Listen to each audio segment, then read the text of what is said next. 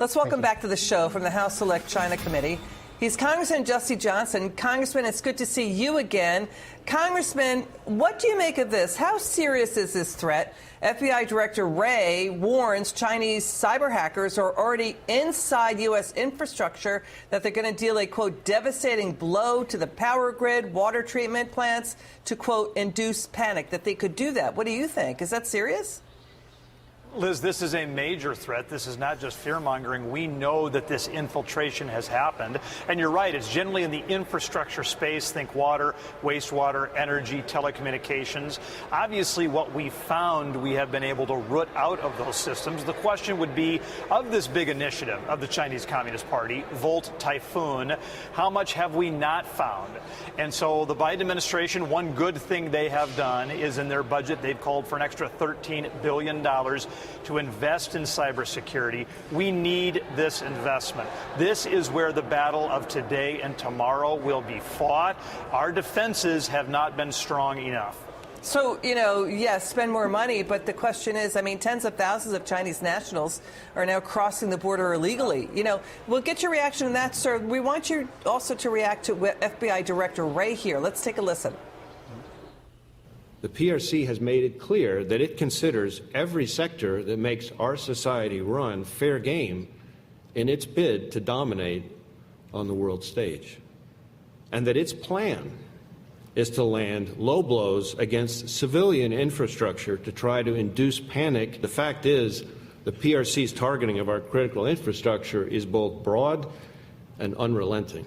It's using that mass, those numbers, to give itself the ability to physically wreak havoc on our critical infrastructure at a time of its choosing. But these vital sectors, we're talking about everything from water treatment facilities and energy grids to transportation and information technology, form the backbone of our society. With the widespread 911 outage in at least 4 states overnight. People in Nebraska, Texas, South Dakota, and Nevada were unable to call the emergency number from cell phones or landlines.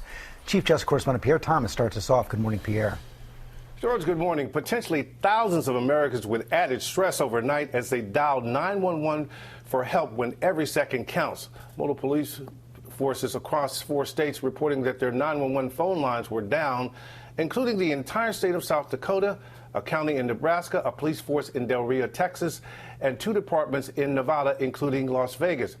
In Vegas, residents were urged to dial 911 on a mobile device so the police would be able to see your number and call you back right away.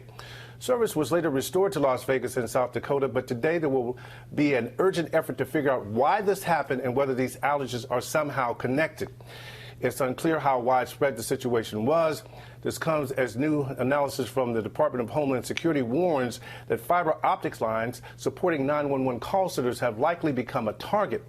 But a similar outage in February appears to have been a technical glitch. Much more to find out, Michael. Yeah, a lot more to find out on that, Pierre. Israel and Iran are both downplaying an apparent Israeli airstrike overnight in central Iran. Israeli officials have yet to publicly acknowledge responsibility. Tehran says it launched defense batteries in response to a so-called suspicious object, and that object did not cause any damage. Fox's Trey Yingst reports tonight from Tel Aviv. Israel taking aim and firing inside Iran, hitting it in retaliation after Iran fired 300 missiles and drones at the Jewish state last Saturday. A U.S. official says Israel struck near a major Iranian air base and nuclear site about 200 miles south of Tehran. Iranian state media says there was no damage to their facilities. It's sending a message to Iran. Iran knows full well that Israel can strike any place inside of Iran. Israel's counterattack was a limited missile strike and did not involve manned aircraft. The U.S. was not involved but was notified beforehand. I know there's a lot of interest in reports from the Middle East overnight, and we understand that. We get that. I'm going to say it now, though I know you all will certainly ask me about it, that we do not have any comment on the reports at this time. Meanwhile, dozens of activists denouncing Israel's war in Gaza at Columbia University on Friday.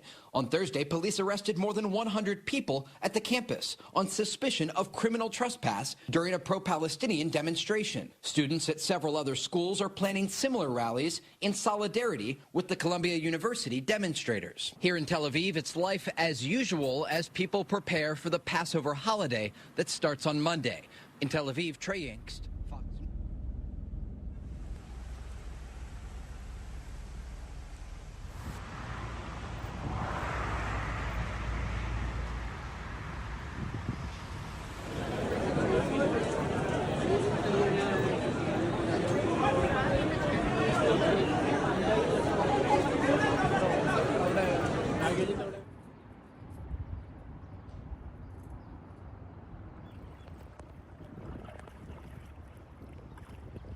Here is fully flooded. There is a building have no electricity, no water. Also food not getting for tenant. That's why helping them.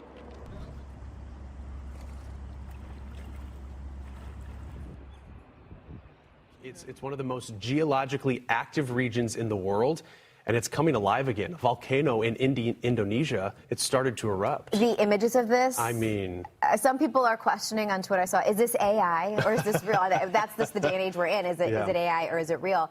But yeah, 5 large eruptions have occurred on Indonesia's Mount Ruang volcano, shooting lava, as you can see, and that's about 70,000 feet in the sky. It's very tall.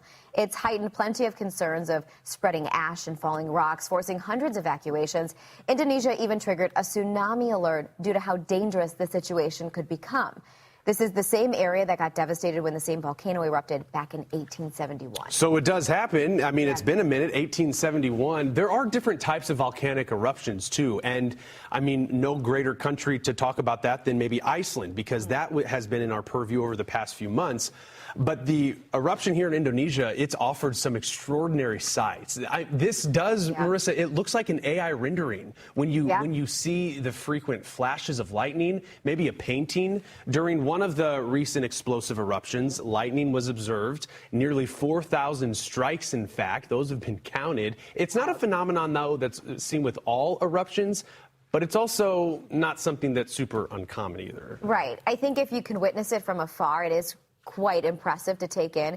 It's kind of similar to what you'd see in a thunderstorm, but in this case, you have that volcanic ash. You get that friction above, and that can trigger some of that lightning. And in this case, there was no shortage of any of those ingredients. And so that's why it was so frequent. Findings are preliminary. I mean, the top of mind from Indonesia was getting people safely off the island. Not many people call that island, the Ruang Island, home, but the island is there because of the volcano. And so those people being safely evacuated, but watching how this thing might behave. You had mentioned back in 1871, there are fears that maybe part of it could collapse, and that would lead to a tsunami. Which is wild. I think a lot of people, I was surprised. I didn't even really think about the fact, watching a volcano, you could in fact have a tsunami concern. And it is a real concern. If it's something that's over water, if this volcano would be more so over land, I don't know, I think of Mount St. Helens or something like that, you're not talking about a tsunami, but the fact that it's just in Indonesia. So we're watching that pretty carefully in the Pacific.